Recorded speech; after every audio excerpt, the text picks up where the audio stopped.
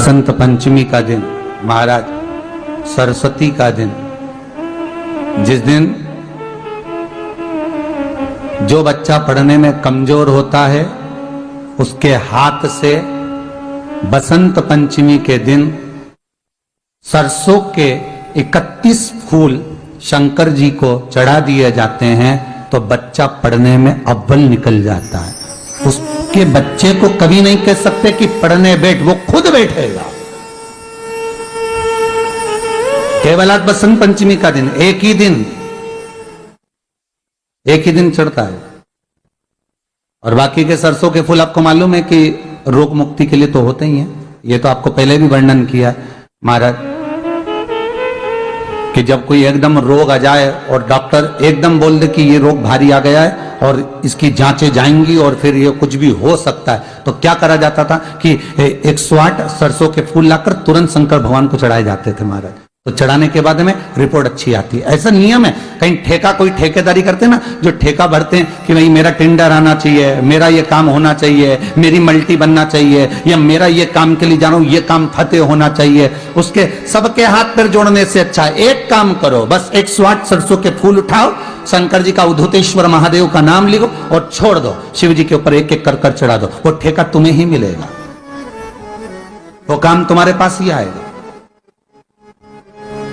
बस केवल अवधूतेश्वर अर्थात ये जो क्रम है, ये वो क्रम तो 108 सरसों के फूल का आप कभी भी कर सकते हो, पर जो ये बच्चों के लिए किया जाता है वो केवल बसंत पंचमी के दिन ही होता है महाराज। आज ही के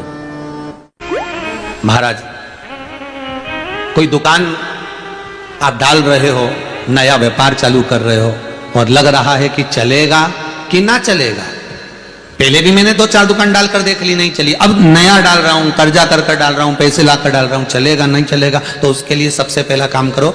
कम से कम दुकान खोलने के 7 दिन पहले आम के पत्ते की बंदरवाल बांध दो। दुकान का मुहूर्त होने के 7 दिन पहले आम के पत्ते की बंदरवाल बांधो और कहीं आम के पत्ते की भस्म मिल जाए, वही भस्म जो आम के पत्ते 21 उठाए, सूखे वाले,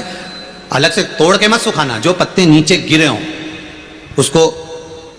उठाकर सुखाकर, सूखा हुआ जो पत्ता हो उसको जलाकर उसकी भस्म बनाकर उसमें थोड़ा सा चंदन मिलाकर और उसी से सम्मुख में जहां 7 दिन पहले तुमने बंदरबल बांधी है, दुकान खोलने वाले दिन उसी आम के पल्लव की भस्म जो शिव पर चढ़ी थी उसी में चंदन मिला हुआ वो एक स्वस्तिक का वर्णन पहली वाली कथा में करा कि स्वस्तिक सबसे पहले कहां बना था और कैसे बना था। वो गणेश जी का मस्तक कटा, उसका जो धड़ बचा था उससे स्वस्तिक का निर्माण, ये आपको पहले सुना चुके हैं। जिनने नहीं सुना हो तो इससे पहले वाली कथा सुन लेना, उसमें बता दिया है। स्वस्तिक का निर्माण कर दो, फिर आप अंदर कोई पूजन करो ना करो, आपने कोई अनुष्ठान करा ना करा, यज्ञ पूजन करी ना करी, अगर आप प्रवेश भी कर गए, इतना आपके पास धन नहीं था और आप प्रवेश भी कर गए तो भी घाटे में नहीं जाओगे, व्यापार उन्नति की ओर ही बढ़ेगा, व्यापार बढ़ेगा उसमें। अगर ज्यादा दुख है, संकट बहुत भारी है,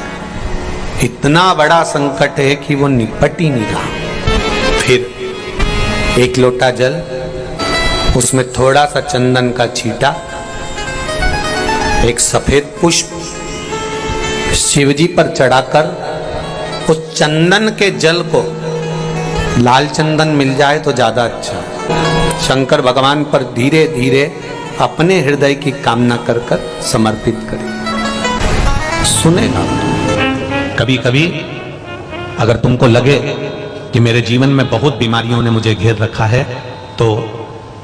प्रयास करा करो कि बेलपत्र,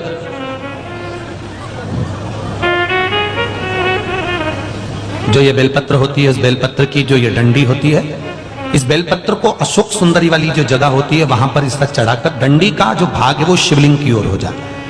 और यहीं से जल चढ़ाते चढ़ाते चढ़ाते चढ़ाते अशोक सुंदरी से जल चढ़ाते चढ़ाते ओमकार जैसा, ओमकार जब हम अशोक सुंदरी से चालू करेंगे तो वो जल पहले गणेश जी के पास जाएगा, फिर वापिस अशोक सुंदरी पास आएगा, अशोक सुंदरी से कार्तिकेय के पास जाएगा, कार्तिकेय से महादेव के पास जाएगा। ऐसा ओमकार जैसा जल, जब तुम्हें लगे कि बीमारी बहुत घेर रखी है और बहुत बीमारी ने घेर लिया, कोई किडनी, कोई लीवर, कोई बहुत शरीर में कष्ट, कोई रोग बीमारी, या कहीं तुमको ऐसा लग रहा है कि मेरा गर्भ 20 साल हो गए, 22 साल हो गए, संतान नहीं, तब भी इस प्रयोग को जरूर करिएगा। डंडी का मुख शिवलिंग की ओर, पति का मुख अशोक सुंदरी की ओर। थोड़ा सा काला तिल लेकर जाइए, शिव जी को जल चढ़ाकर जल झेल लीजिए, थोड़ी सी काली तिल चढ़ाकर उसको वापस उठाकर लेकर आ जाए। तो काली तिल का 2 दाना बाबा से औषधि समझकर लेकर आना, बाबा इसको औषधि कर दीजिए। 2 दाना काली तिल, 2 दाने से ज्यादा नहीं, सुबह मुख में रखकर इसको चबा लो, खा लो 2 दाना। और रोज जल चढ़ाने तो जाते ही हो, थोड़ा सा जल चढ़ाकर वापिस लोटे में या अंजलि में लेकर आचमन कर कर हर हर महादेव कहकर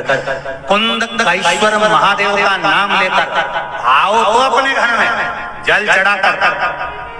उसको पहचानो। तो श्वास रोग है, दमा चल रहा है, श्वास बहुत चल रही है, चलने में दिक्कत आ रही है, आप देवाधिदेव महादेव के पास 1 लोटा पानी लेकर जाइए। 1 महीना 15 दिन 20 दिन। अब देपालपुर की कथा को कितना समय हुआ होगा तुम बताओ? अभी हुई हो देपालपुर की कथा, पर उस पर विश्वास पूर्ण